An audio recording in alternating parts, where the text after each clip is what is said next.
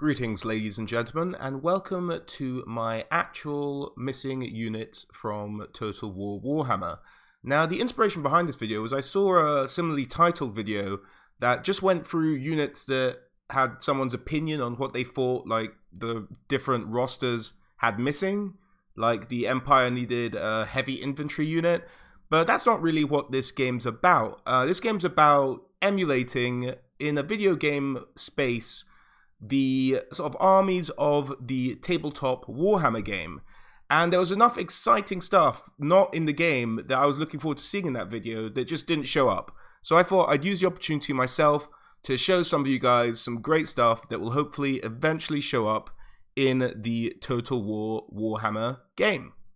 Now let's start off with the race of the Greenskins. This will kick things off nicely. Lovely picture of Grimgor there. Now, in terms of their heroes, the only missing hero from the Warhammer 8th edition, which seems to be the edition of the tabletop game that Creative Assembly is taking most of their inspiration from, is the Orc War Bos. Now, Games Workshop has a tendency to have units that do very much the same thing, but are just a little bit better, slightly more upgraded. Now, the Black Orc Boss is one of these, essentially just a slightly more upgraded version of the Orc Boss, which is already in the game, which makes me think that when it comes to things like that, when Games Workshop have just created units that only slightly upgrade the performance of an existing unit, then they will tend to skip it out because they have a unit in the game that already serves the same purpose. For that reason, I don't think we'll see the Black Orc Boss make an appearance in the game as a hero or a general unit. And to be fair, we already have Grimgor, and he's a Black Orc general as it is. So, in a way, if you really want one, there's one already in the game. You just won't be able to recruit a whole bunch of them. You'll just have to settle for the Orc Boss. Next, we have the Goblin Spear Chucker. Pretty simple unit. A bunch of gobbos looked at what stunties were doing and decided to copy the Bolt Thrower. But they just called it, imaginatively, the Spear Chucker. That's an artillery unit that is not made an appearance in the game yet, but might be an interesting addition with later DLC for the Orcs and Goblins. Now, the other thing we have here is Snotlings. Now, when Total War Warhammer came out, there was a leak through a Russian website about some of their future plans and the future races they were looking to introduce. Now, Snotlings are essentially the smallest version of Greenskin race. So they're smaller than Gobbos, but they do play a very large role in the society of the Ogre Kingdoms. So I have a sneaking suspicion we won't see these guys until the Ogre Kingdoms come out. And that's probably with the second iteration of the game, which is probably due out later on this year. But it would be great to see them in a DLC if they do turn up for the Greenskins, because they are also part of the Greenskin army. And essentially they are a small, very numerous unit, which will essentially serve as a bit of a meat shield, hold other units up. But anyone worth their salt would be able to grind through these guys just given a bit of time. But another amazing unit the Snotlings have is the Snotling Pump Wagon, which essentially a bunch of Snotlings have cobbled together this machine that I'd imagine just acts as a bit of a chariot, a bit of a high charge bonus, and they're just sitting there sort of Flintstone styles powering it through sort of manpower running on wheels and whatever they've managed to cobble together through what's lying around on the battlefield. But I think this would be a great little chariot unit to add to the Greenskins. Plus, if you made it, maybe they have a bit more oomph than the existing chariots, such as the Orc Bos or the Wolf Chariot. It would add a fantastic extra dimension to the Greenskin army. Now, this is one I don't think we'll see. There's a unit in the tabletop called the Mangler Squigs, which is essentially a giant squig that's just extremely vicious and unmanageable. And I think in the tabletop, in fact, when you deploy them, they just head off in a random direction, so quite uncontrollable, but will do huge amounts of damage if they do enter into melee combat with the enemy. I think we would have seen these guys with Warlord DLC, but you never know, they may just introduce a larger squig later on, but I doubt it. It's just a measure of point. We all have squigs. I'm very happy with the squigs in the game, as I hope you all are. But just an extra unit that does exist on the tabletop that I don't think will be making it across to the Total War Warhammer game. that sort of wraps it up for the greenskins. Now, going into the Empire. Now, the Empire roster on the tabletop is enormous. It's probably the biggest sort of army in regards to choice that exists on the tabletop. And on the whole, CA have done a pretty good job of getting most of the stuff on there so far. So I'm just going to take you through some of the units that they still have to add. So in terms of heroes, the big hero they haven't added yet is the Master Engineer. Now, I imagine this chap would work very much like the engineers the dwarves had. Maybe you could give him a more narrow firing line, maybe make him a bit of a sniper, a bit more of an extended range. But essentially, he'd be there to boost up your artillery, boost up your missile units, with an aura effect, I imagine. But yes, the Empire does have engineers, and hopefully they will be added to the game fairly soon. But a fantastic unit that might come along, become a mount for this potential engineer unit, is the Mechanical Steed. Yes, that is right.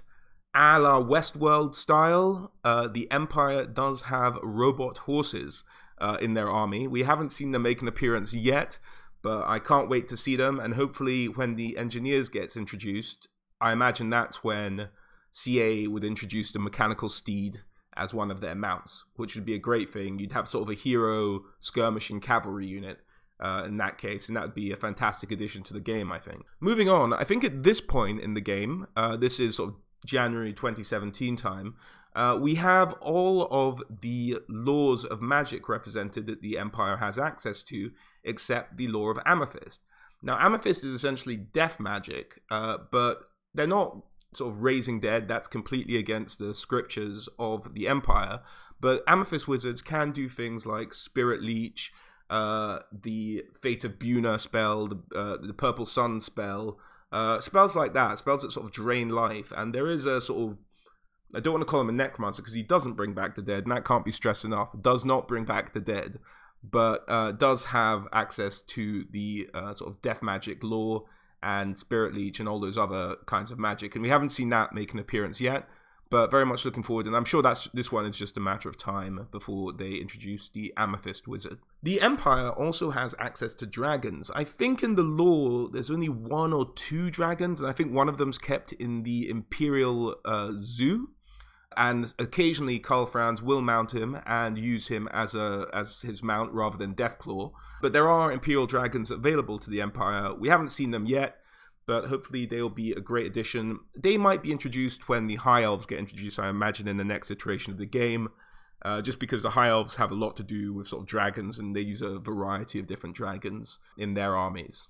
Now, there are a bunch of knightly orders that haven't been included yet. I've selected 3 that really make an impression that are very popular amongst the Warhammer community.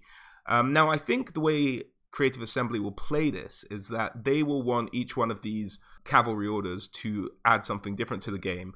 Much like when they added the Knights of the Blazing Sun and gave them fire attacks. That's not necessarily lore in the game, but I completely understand why they did it. It gave them sort of something else that cavalry did. The Knights Panther, I'm not sure what they would add to them necessarily to make them unique amongst cavalry. They would have sort of similar stats to Reiksguard, but their story is essentially they, hundreds of years ago, the founders of the order had gone down to Araby, which is south of the Badlands in the Warhammer map, and had participated in the crusade to Araby with a number of sort of Bretonnian allies and things like that. And down there, they managed to find these leopards, killed them, started to wear their coats, and founded an order called the Knights Panther.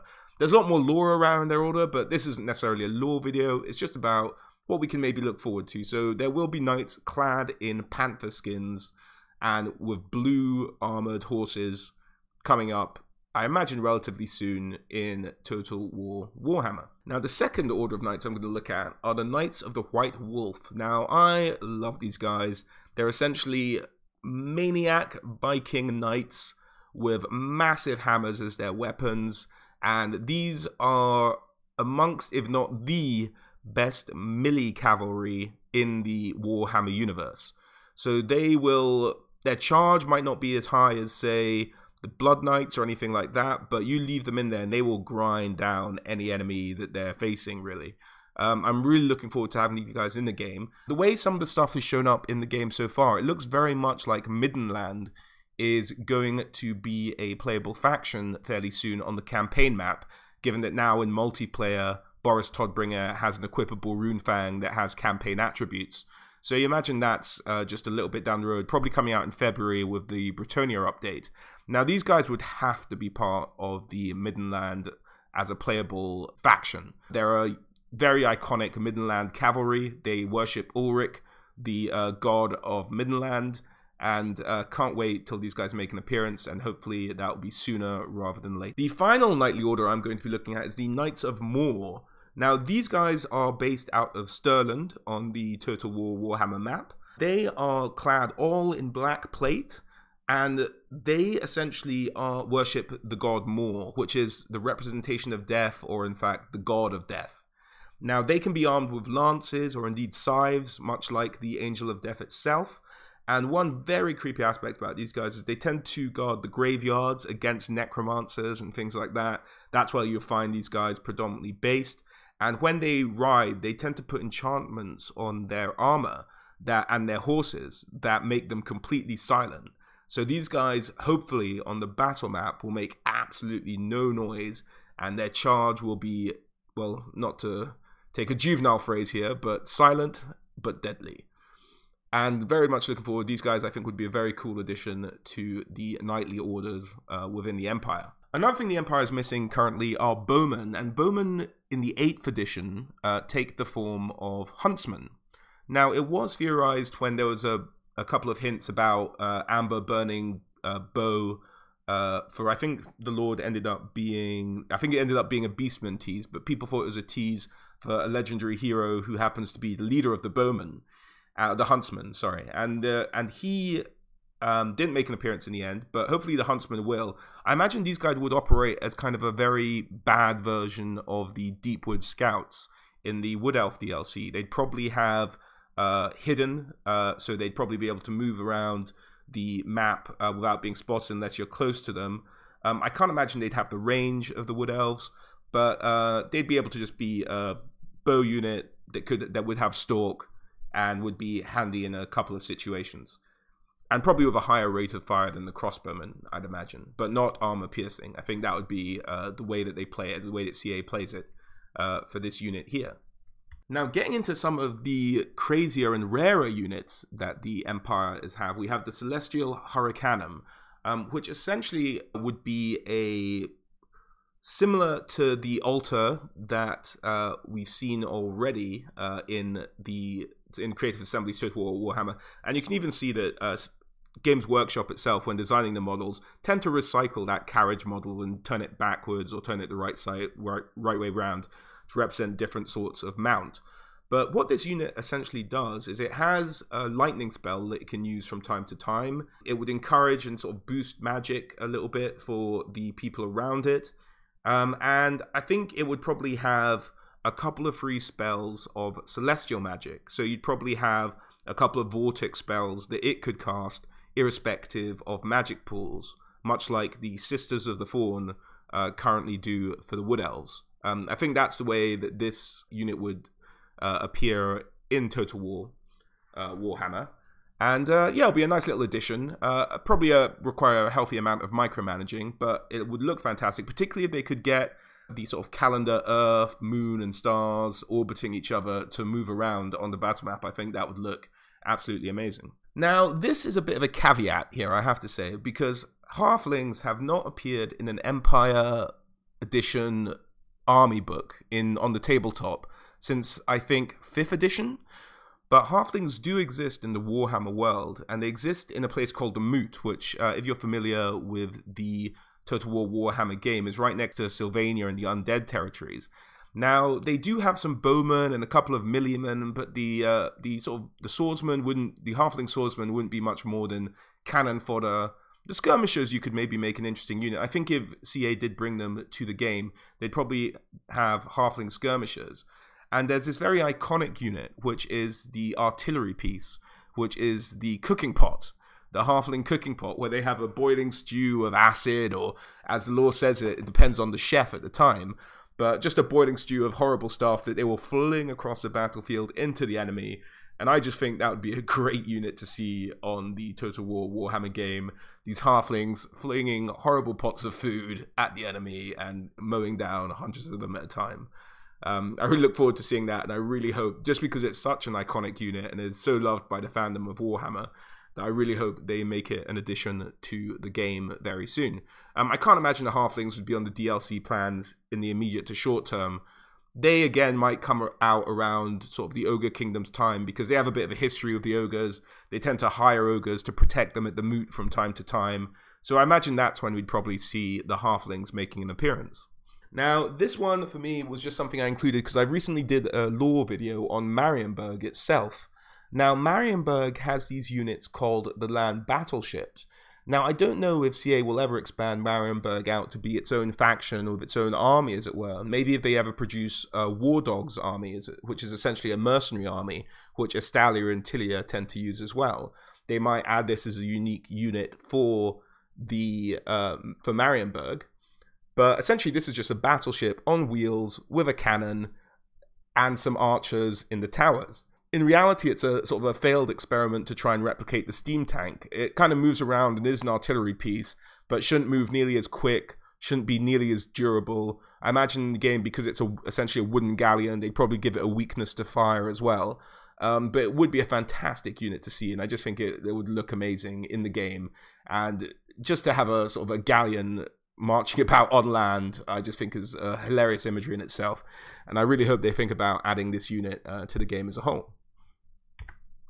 That about sums it up for the Empire. Now coming to the more immediate term. Now, a lot of people are very excited about the Bretonnia faction becoming playable in January, and I'm a little bit less so, because I don't think people understand just how full the Bretonnian roster already is. There's not a lot more to add from the Warhammer book. Bretonnia hadn't really been updated since edition 6.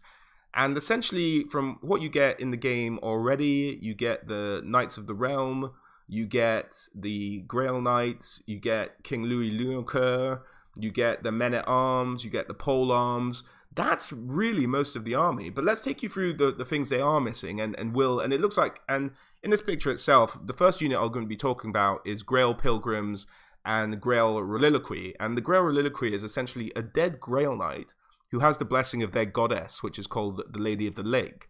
And that's bestowed him power. That's why Grail Knights are so strong. But even after he's dead, the body still has that power and can bless it to people around them. It sort of has an aura of strength about it, or at least a psychological element, which gives people an aura of strength. And so, as you can see in this picture, I'm going to get my mouse cursor on here a bit, but in the back here, you can see that hunched over fella. That's essentially the corpse of a Grail Knight on a wooden plinth, carried by these Grail Pilgrims, which are essentially sworded and shielded peasantry. They won't be able, I mean, imagine they might hold their own against maybe spearmen, Empire spearmen, but that would be about it. They wouldn't be a very strong military unit without the Grail Reliloquy. And essentially, that's the unit. Let's have a look at it in a bit more detail here. As you can see, this is some of the concept art that CA has released of the corpse of the Grail Knight being carried around, as well as what it looks like on the tabletop. I mean, it's an interesting unit. They might play similarly to the Flagellants that we see on the Empire at the moment, and they'd be sort of high damage dealers, maybe have frenzy or something. But essentially, they're religious zealots who carry around a corpse to psych themselves up, really. And that's a unit that Bretonnia is missing, and it looks like, and is definitely going to be added to the game when Bretonnia becomes playable. The other unit is Knights Errant, which are essentially the youngest. As Knights go through sort of a career progression aspect, and Knights Errant are Knights really just starting out. The youngest of the Knights, they'll be foolhardy, they'll have less armor, they'll probably be the weakest of Knights that you can get in the Bretonnian army. But maybe they might be a bit quicker because they're a little bit less armor. They might be the equivalent of sort of a light to medium cavalry that will be shielded. But it's essentially like the sort of teenagers, early 20s, starting out in life, trying to become knights, trying to go on to become questing knights, to then go on to become Grail Knights. That's essentially all they are. They're at the beginning of their careers. So a lot of heart, but probably not the hardiest of knights that you'll get in the Bretonnian army. Next up, we have questing knights. Now, questing knights are slightly different to maybe Knights of the Realm in that they are armed with greatswords, which I assume will hint at in the Total War Warhammer game. These guys will probably be your melee cavalry specialists. So they'll go in and grind it out, whereas Knights of the Realm and to a greater degree, Grail Knights, you want to have the shock cavalry. They'll charge in, pull out, charge into something else, and that's how you really get the most out of them. Whereas these guys, you can charge, their charge won't be as impactful as a Grail Knight unit, but they can stick it out and really just fight it out in melee with whatever they're engaged in. So that's what questing knights will probably be in their distinguishing aspect from the other kind of knights in the Bretonnian army. Moving on to the Chaos army. Now, Chaos, I think, is a bit strange because it was released essentially as a DLC with the release of the game, and although they have added a couple of units here and there with that Marauder Spearman unit that they had, which wasn't actually in the army book, but maybe it was just an aspect that they felt Chaos needed to be added to when CA made that decision. But there are a huge amount of units that can be added to Chaos, particularly if you look at kind of demon spawn and things like that.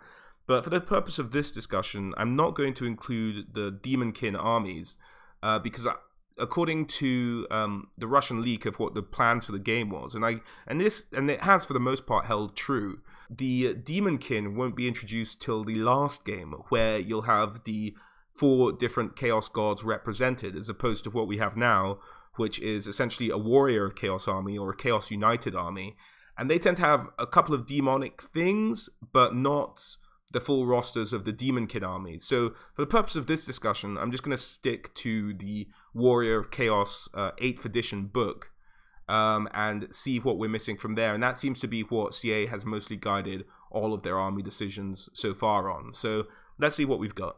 Now, the Daemon Prince is essentially what every Chaos champion aspires to be. And I know I said I would miss out Demonkin, but these guys can be kind of separate. And Saforiel, who you see as the big bad towards the end of a Total War Warhammer campaign, the big sort of Birdman, is essentially a Zenich Demon Prince. The big red chap on the right is a Khorne Demon Prince, and the green chap underneath is a Nurgle Demon Prince.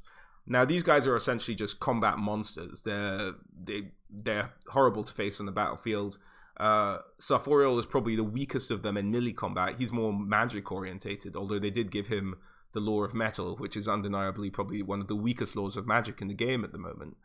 But these guys are not to be messed with, and they could still be added in the game, I think. But I wouldn't be surprised if they held out till the 3rd iteration of the game to really introduce Demon Princes and the 4 different Chaos gods, as opposed to the 1 united Chaos faction. Hellstriders of Slaanesh. Now, these are essentially a super fast light cavalry. They should have the ability to run down and kill any missile cavalry unit in the game. They should be about as quick, if not quicker, than the puppies, the dire wolves, and the flesh hounds in the game. And that's really their thing. They're very lightly armored. They're essentially sort of marauders on these slivery, disgusting ostrich demon things. But they should be added to the game. I think they'd add a lovely sort of different aspect to the Chaos army as it stands. And they're adorable in their purple and their disgusting anteater faces and tongues, aren't they? Now, the Chaos War Shrine looks great. It's essentially a boost and can maybe act as kind of a Mortis engine without the resurrection aspects that has for the undead. I love it here, carried by 2 giants. I don't know if you can see it that clearly, but essentially a big metal platform carried by 2 giants with a Chaos Lord on it. And I think that would be a great unit to add to the game. It'd be really spectacular to look at. And I really hope it makes an appearance. Just 2 giants carting around this huge metal platform. Great stuff. Now, Skull Crushers are very much now tied to the demon Khorne, who's the demon of murder in the Warhammer universe. And they are essentially demon machines. So machines powered by demon souls who have been trapped within them. And only the best champions of Chaos can ride them. Now, as far as I'm aware, please tell me in the comments if I'm wrong, but these are essentially the best cavalry in the 8th edition version of the Total War Warhammer fantasy game. Now, these guys are just monsters. I think they'll be limited in unit size, maybe to, how many do a troll? I think trolls have 6 in the unit. I think it might be about the same. These guys are just monstrous cavalry. They should destroy anything they get into contact with, and they should be great, and I can't wait for them to be added to the game. But again, because they're so closely associated with one demon god, then they might not make an appearance until the 3rd iteration of the game, which would be a real shame, as I can't wait to get my hands on these guys. And a couple of big monsters here. You have the Slaughter Brute, which essentially is this huge monster, goes rampaging through units, just slaughtering anything in sight. And this would essentially, I think, play very much like the Varghulf play for the undead now. It should be able to have the mass to smash through enemy lines, get right to the missiles in the back. Really, nothing should get in its way. But maybe like the Varghulf, maybe you make it a bit more damage dealing than the Varghulf, because it shouldn't have regen, I don't believe. And it can be more damaging than defensive as the Varghulf is because of its regen. But maybe could be brought down a little bit easier. But these are horrors, and I can't wait for them to make an appearance. Slaughter Brutes are fantastic looking monsters on the model on the tabletop, and they are part of the Chaos Army, and hopefully they make an appearance very soon. Now, a kind of upgraded version of the Slaughter Brute is the Mutalith Vortex Beast. Now, essentially, this would be a Slaughter Brute with slightly better stats, as well as having an aura effect around it that causes damage to enemies, much like the Mortis engine does. So it'd be kind of like a Mortis engine, but with a lot more killing and no sort of additional health regen for enemies around it. But that would be a force to be reckoned with. Essentially, as far as monstrous stuff goes, this should be leading the pack for the Chaos Army. And hopefully, if they introduce the Slaughter Beast, I imagine this would be the upgraded version of the Slaughter Beast. Now we have the Nightmare, which I think is the last unit which I'm going to talk about for Chaos. A Nightmare is essentially a steroided up Chaos spawn. It does a lot more damage, but again, maybe you give it a smaller unit size as well. It's just very similar to a Chaos spawn, except just stronger. So maybe an upgraded version of the Chaos spawn in the future of the game. Moving on to the Beastmen now. The Beastmen roster was pretty good when the DLC came out, but there are a couple of units that people made a lot of noise about, and I'll cover those in this talk about the missing units here. So the Beastmen did come out, and one of the units that were missing, that weren't particularly missed, was the Doombul. Essentially, I think this is an upgraded version of the Gorbul, but as I mentioned very early on in the video when we were talking about the Black Orc Bos, this is just, it's essentially the same as a Gorbul, just a little bit better. So unlike with the tabletop game, where a few more points just to get a slightly better unit might help you, I think CA have just said we already have a unit that serves that function, we don't need another one. So I doubt the Doombul's going to make an appearance, as we already have the Gorbul. So there's just no need, really. So it'd just be duplication, and it looks like CA is trying to avoid that. So alas, Doombul, we never knew thee. Now, the Tuskgor Chariot is a unit in the game, which is very similar to the Razorgore Chariot, but just a lesser version, if you will. Now, Tuskgors haven't been modeled in the game, and I think CA aren't going to bother. Tuskgors just look like actual boars that we have in the real world today, as opposed to skinless monstrosities that the Razorgores are. Now, because we already have the Razorgores, we're not going to get the Tuskgors in the game, I don't think. It's just not practical, and we already have the Razorgore Chariots. There's just no need for it, and I completely understand that from CA's part, but it is a unit on the army list that has not made an appearance in the game. Now getting into stuff that people were actually pissed off about that was missing from the Beastmen DLC, the Ghorgon. The Ghorgon essentially is a Beastman giant that does, I believe on the tabletop, it does more damage than the giant. If I'm wrong about that, let me know in the comments. But I do believe it does more damage. And I think what CA did in this case was they compromised, because there haven't really been modeled Beastmen giants before, sort of the hairy giants you get in the game. And this would be the equivalent, really. So I think what they said was, we'll use our giant animations, put some hair on it, and make that a substitution for the Ghorgon. So I don't think we're going to see this. It would be great to see the Ghorgon in the game, and maybe they might throw him in at some DLC in a later point, but just with the extra animations they'd have to throw in for a four-armed creature, I just don't see them doing it. I think their compromise was just to make the giants hairy, which is a shame, as the Ghorgons look horrifying, really. But looking forward to, if they do make an addition, it'll be a great one. But now the one I was most pissed off about not seeing in the Beastmen DLC, which was the Jabberslythe. Now, this creature is said to be so ugly, it drives men insane at the sight of it. It shoots out its tongue over a significant distance, acting as a missile weapon, and eats whoever it catches. If you stab it, its blood is kind of sort of xenomorph-like from Aliens, acidic, and it wounds people who actually wound it. And this is just a monstrosity. It would not be able to stand toe-to-toe with a dragon, let's say, but it does fly, and it does look horrifying, and it's a horrible shame that this isn't in the game. It's mentioned in some of the campaign pop-up stories that come up from time to time. You can like hunt a Jabberslythe or choose not to hunt it, and you get bonuses based on that.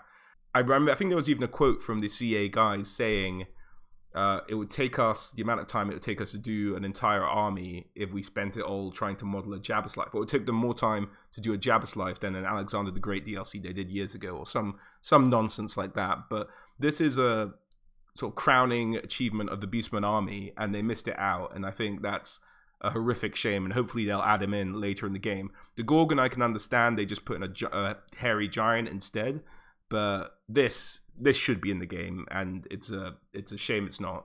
As I said, it'd probably act more like the Forest Dragon does for the Wood Elves, where by itself it couldn't take down unit upon unit upon unit, but supported with other things, it can be a very effective tool in the Beastmen army. So hopefully they add the Jabberslythe in at a later date. But that's that horror for you. I hope you enjoy that one. Moving on to the vampire counts now. For the vampire counts, as far as heroes are concerned, the only missing hero type we really have is a Cairnwraith hero.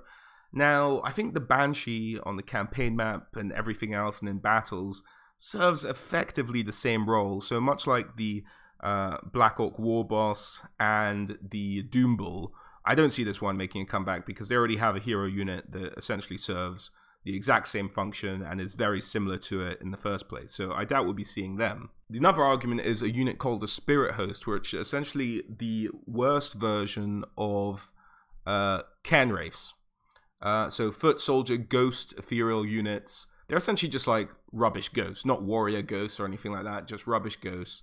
And I think they're relatively cheap in the tabletop. But they're not, like, because you already have Cairnwraiths, I don't think anyone's going to miss the Spirit Host. They would essentially be a ghost meat shield, which, if you gave ethereal, might be actually a bit of an OP thing to have an ethereal meat shield that you could just send up, absorbing that much damage. But for the most part, I don't think they'll be missed, and there's no real rush to add them to the game. I don't think anyone's clamoring for an addition of Spirit Host to be added. Now here's a good one, the Coven Throne.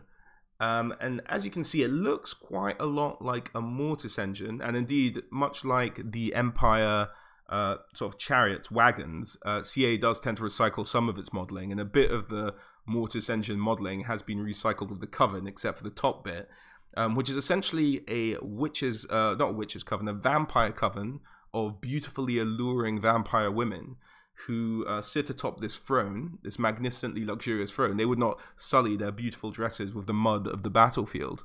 So they sit upon this throne, and they're thrust forward by the ghosts of the men they've seduced and killed in their vampiric lives.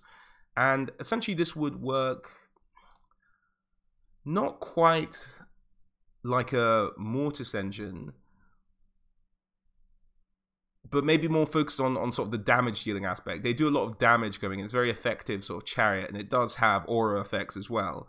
But it would be quite similar to a Mortis engine, but I think just because it looks so cool, I really hope they add it to the game at some point with their little vat of blood there at the top.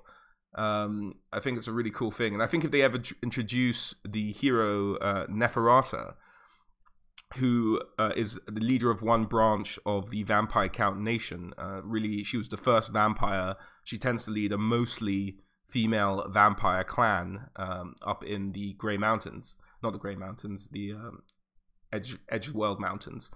And essentially, if they're going to introduce this unit, they'd introduce it with the introduction of her as a hero.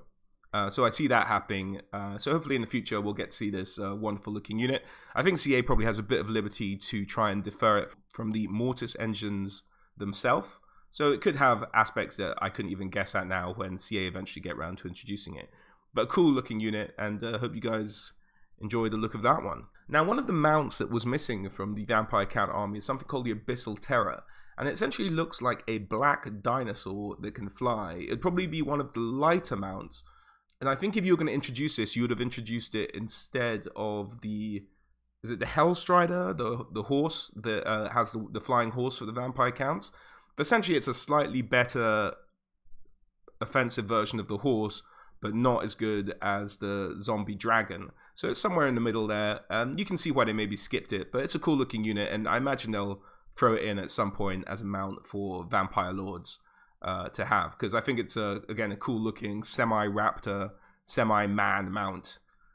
Which I think would be a great addition. Now moving on to Wood Elves. The Wood Elves DLC was the most complete army roster of any of them when it was added to the game. Most complete army roster of any army, let alone DLC army. And the only thing missing from the Wood Elf army was a unit called the Shadow Dancer, which is essentially a hero war dancer. So essentially a melee-focused combatant hero or general. Now, I think there is room for this unit. What CA did was they made you have to pick between the Glade Lord, and make him melee focused or missile focused. And I think that was a bit of a mistake, because the melee focus, no one should pick the melee focused Glade Lord. It's just rubbish. He's not very good even when you upgrade him all the way. So I think what you should have done is maybe introduce the Shadow Dancer, which they may well do when they introduce. And there is a major character missing, which is Queen Oriel, I think it is, from the Wood Elves. And when they introduce her, they might well introduce the general or hero unit of the Shadow Dancer. But because apart from that, from what I could tell, there's nothing missing from the Wood Elves roster that should be there that isn't. So really just this unit, and that's essentially a complete Wood Elf roster, unless they invent some units for the Wood Elves, or maybe go back further in time to stuff I don't know about. But yeah, that's the only unit I could tell that was missing. Now moving on to the Dwarves, we've already had a DLC for the Dwarves where they introduced the Bolt Thrower, and we've had our Regiments of Renown and things like that. But there are still well, actually no, again, like the Dwarves are probably the nearest to complete founding army, shall we say, one of the 4 original armies that you could play on campaign. So they're the nearest to complete, and all they're really missing is the Demon Stroke Dragon Slayer. So essentially just like hero units of Slayers. Now these could be added as a unit or as an individual, I think, but maybe make them specialized, like a unit of Slayers who are particularly good against Chaos, or a unit of Slayers, as I say, particularly good against Dragons, something like that, or a hero unit either way. But it wouldn't be too hard. It would just take a bit of tweaking of the Slayer model, really, to make a Hero Slayer. But that's the only hero unit they're missing as far as I can tell at this point. Because they have the Runesmith, the Rune Lord, so that's about it. They just need the Demon or Dragon Slayer. Now, this is a bit of a caveat here, but there's a chap in the Warhammer world called Malakai. He appears in the Vortex and Felix books. And he was an engineer for the Dwarves, and he invented an airship that exploded and killed a lot of dwarves in the accident. And he essentially got banished from the Dwarven Kingdoms, or he banished himself. He dishonored the clan. He took the Slayer Oath, which means he's essentially looking to kill himself honorably in the name of the Slayers. And much like something like the Black Watch in Game of Thrones, as far as the rest of the dwarf kin are concerned, he's dead to them. He died the day he took that oath. But he went on to become a Slayer, and he's still an engineer, so he has been on his travels inventing things. And a couple of his inventions, he did go on to perfect the idea of the airship, which essentially is a flying organ gun. That the dwarves have. The dwarves have the organ gun already, but they don't have one that's airbound. So very much a sort of mobile artillery piece. And a great little invention called the Goblin Hewer, which is essentially a axe-throwing machine artillery piece. Now, either of these I don't think have officially ever made it into a dwarf army book as such. Maybe they've appeared in White Dwarf, which is a magazine that used to be published. It would have sort of odd unit stats just so you could have them in the game if you wanted to. But I really hope these 2 units do make it in, as well as Malakai himself, because he's a wonderful character from the lore. And who wouldn't want a machine that just lobs axes at people? Or a flying organ gun? That would be fantastic. So hopefully the airship and the Goblin make it into the game at some point. And they'll make a great impression. I think that might be one of the, probably if I imagine, might be one of the last upgrades for the dwarves and what they need. And that brings our presentation on the units missing from the various existing armies on Total War Warhammer to a close. Hope you enjoyed it. As you see, there's some really colourful and crazy units that I look forward to seeing in the game. I actually can't wait to see them in the game. That's part of why I enjoy Total War Warhammer so much. It's what they have brought to life, and the great animations, and even tree men, which I thought would be a boring thing to have, look amazing in the game. So God knows what they'll do with something like the Slaughter Brute, or even the Halfling artillery cooking pot, which I can't wait to see. There are a couple of caveats I want to make here, and they might be subjects of videos in the future, but as I said, Marienburg has that unit, which is the land battleship, as a unique unit, and obviously Kislev as a faction in itself has a lot to be added there, in terms of because Kislev itself has a very distinctive army.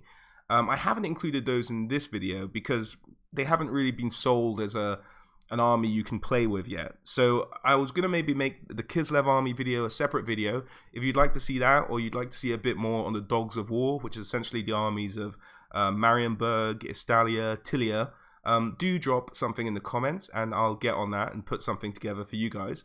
But I just wanted to focus for the sake of this video on the armies that already exist in Total War Warhammer. I hope you enjoyed this. This was just my take on the missing units, not my opinion on where sort of rosters have gaps, but just on what the Warhammer game has in store, and amazing little units that can still make an appearance in Total War Warhammer, and probably because he has been doing such a good job of making a good representation of the game, probably units we will eventually see over the course of the free Warhammer games that are planned by Creative Assembly. If you like this video, please do subscribe, leave a like. Even if you didn't, please do leave a comment, some constructive criticism, and hopefully I can make the next video a bit better. But hope you enjoyed, and thanks very much for watching.